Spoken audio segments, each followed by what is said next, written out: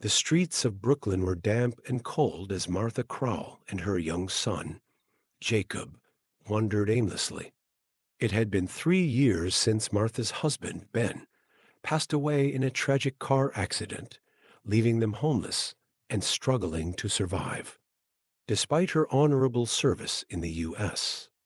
Army, life after her discharge had been a steep decline into hopelessness. Mounting medical bills from Ben's accident and the lack of stable work had drained her savings. All she had left was the clothes on her back and the smile of her son, which gave her the strength to carry on. That night, they found shelter in an abandoned alley surrounded by cardboard boxes, with the distant hum of the city filling the air. Jacob, his cheeks pale, coughed softly. Martha brushed his hair gently. "Tomorrow, Jacob," she whispered. "We'll find something better." But even as she said it, doubt tugged at her heart. The next morning, the two wandered near a bustling park, searching for food and warmth. As they approached, Martha noticed a commotion: cameras, reporters, and a small crowd gathering around a tall man in a navy suit.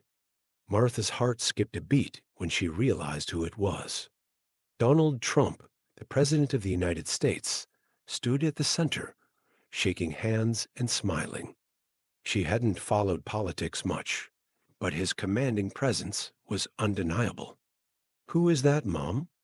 Jacob tugged at her arm, his curious eyes wide, before she could respond. Jacob sneezed loudly, catching the attention of the nearby crowd. Heads turned, including Trump's.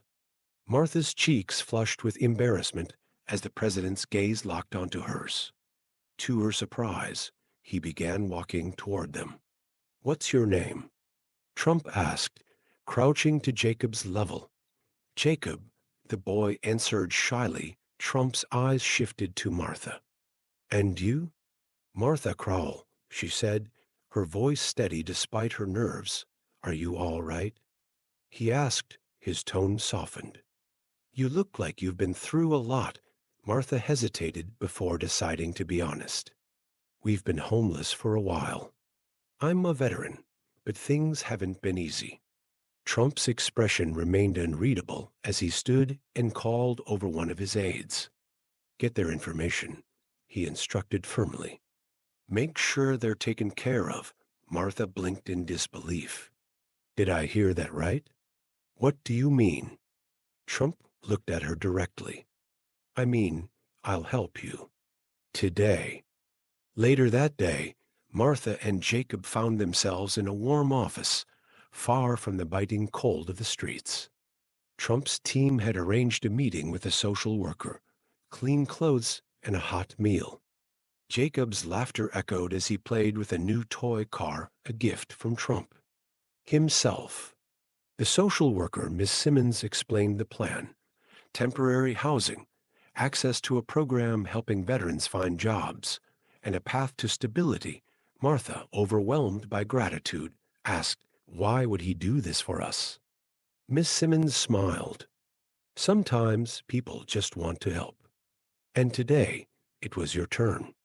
Over the following weeks, Martha's life began to transform. She moved into a small apartment.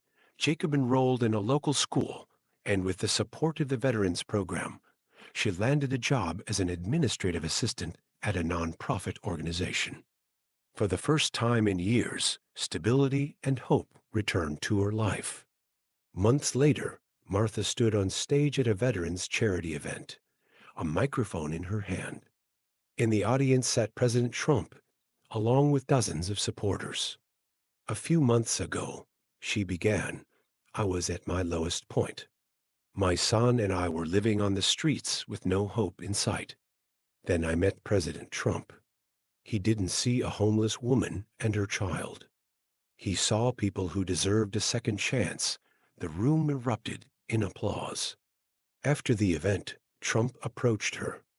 "You've come a long way, Martha," he said with a proud smile. Martha shook her head. "Thanks to you," she replied. Trump nodded. "No, you did the hard work. I just gave you a nudge." As Trump walked away, Martha felt a deep sense of gratitude. Life had tested her, but she had endured.